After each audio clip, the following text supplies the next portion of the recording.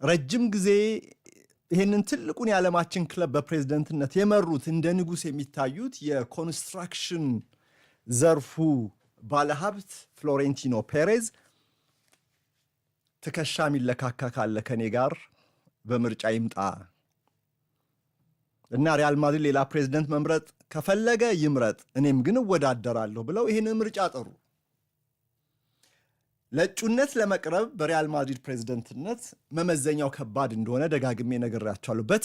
በተለይ የዓለማችን ትልቁ ዓመታዊ በጀት ያለው ክለብ ሪያል ማድሪድ እጩ ፕሬዝዳንት ለመባል የበጀቱን 15% ማስያዝ ያስፈልጋል። ከ1 ቢሊዮን ዩሮ በላይ ነው በጀቱ። 15%ቱን አስቡት። በ1 ቢሊዮን እንኳን ቢሆን የሚባለው ወደ 180 ሚሊዮን ዩሮ አካባቢ ዝግ አካውንት ውስጥ ማቅረብ ይጠይቃል። በተጨማሪ የሪያል ማድሪድ ደጋፊነቱ የተረጋገጠ በአባልነት ረጅም ጊዜ የቆየ መሆን አለበት እጩ። እንዲሁ ባለሀብት ስለሆነ ከካታር ወይ ሳውዲ አረቢያ መጥቶ በሪያል ማድሪድ ስልጣን ላይ ፊጥ ማለት አይቻልም። መመዘኛው ከባድ ነው። የስፔን 4 ክለቦች ይሄንን ዲሞክራቲክ ቫልዩ እሴታቸውን ለመጠበቅ ሁል ጊዜም ያው ከትውልድ ትውልድ ሲሰሩ ቆይተዋል። ሪያል ማድሪድ፣ ባርሰሎና፣ አትሌቲኮ ቢልባኦ እና ኦሳሱና አሁንም ቢሆን ባለቤትነታቸው የደጋፊው ነው። ስለዚህ ፕሬዝደንቶቹ የሚመረጡት በድምፅ ነው፣ በደጋፊዎቹ ድምፅ። ሪያል ማድሪድ 100 ሺና ከዛም የሚልቁ የተመዘገቡ አባላት አሉት። እነዚህ አባላት ናቸው የዲሞክራሲያዊ ሂደት ተሳታፊዎች ወጥተው ይመርጣሉ እንጂ ሪያል ማድሪድ የአንድ ሰው አንጡራ ሀብት አይደለም። የሰፊው ህዝብ ነው እንበል በአብዮቱ ቋንቋ። የሪያል ማድሪድ ደጋፊ የሆነው ሰፊው የማድሪድ ማህበረሰብ ወይም በመላው ስፔን የሚገኙ ማድሪድ ደጋፊዎች በአባልነት ተመዝግበው በየዓመቱ ወደ 170 ስንት ነው ዩሮ የሚከፍሉበት የአባልነት ክፍያ አለ። እሱን እየከፈሉ 179 መሰለኛው ትላንት ጠቅሼው ነበር። እሱን እየከፈሉ ከሪያል ማድሪድ ጋር የሚኖሩቱ እነዛ አባላት ናቸው ድምፅ የሚሰጡት። እና ፔሬዝ የጠሩት ምርጫ አንድ ከባድ ተፎካካሪ አምጥቶባቸዋል።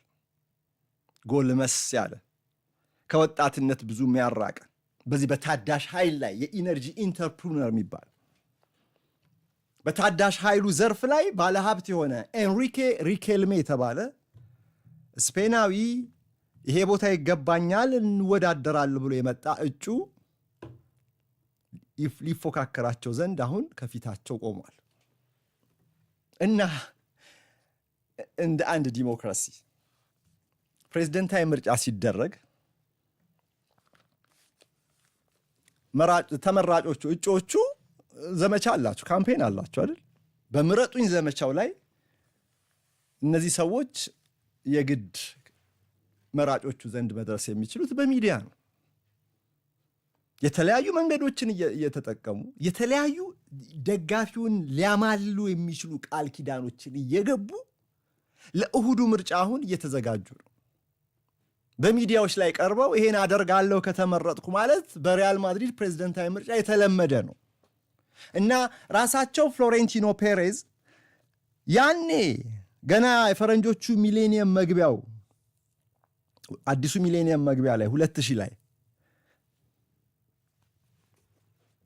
ያኔ ሎሬንዞ ሳንዝ የተባሉትን እውቅ ፕሬዝዳንት ተፎካክረው ያሸነፉት በዛ ቃል ኪዳን ነው። ሉዊስ ፊጎን ከባርሰሎና አስፈርማለሁ የሚል ቃል ገብቶ ልብ በሉ ከባርሰሎና። አቤት አቤት አቤት አቤት! ፕሬዝደንትነቱን ካሸነፉ በኋላም ቃላቸው ተፈጽሟል። ወደ ሪያል ማድሪድ መጣ። ከባርሰሎና ሪያል ማድሪድ ይሄ ድንበር በቀላሉ የሚዘለል አይደለም እና ብዙ ታሪክ አለው እንደምታውቁት። በካታሎኒያ ቁጥር 1 የህዝብ ጠላት ተደረገ ፊጎ። ይሄንን ታቡ ነውር ነው በሱ ደረጃ ያለ ተጫዋች ከባርሰሎና ወደ ሪያል ማድሪድ መዘዋወር። ኔትፍሊክስ ላይ ማየት የምትችሉ አያመልጣችሁ ዶክመንተሪው የዚህ ታሪክ የዚህ የፊጎ ጉዳይ በጣም አስደናቂ አድርገው ነው የሰሩት።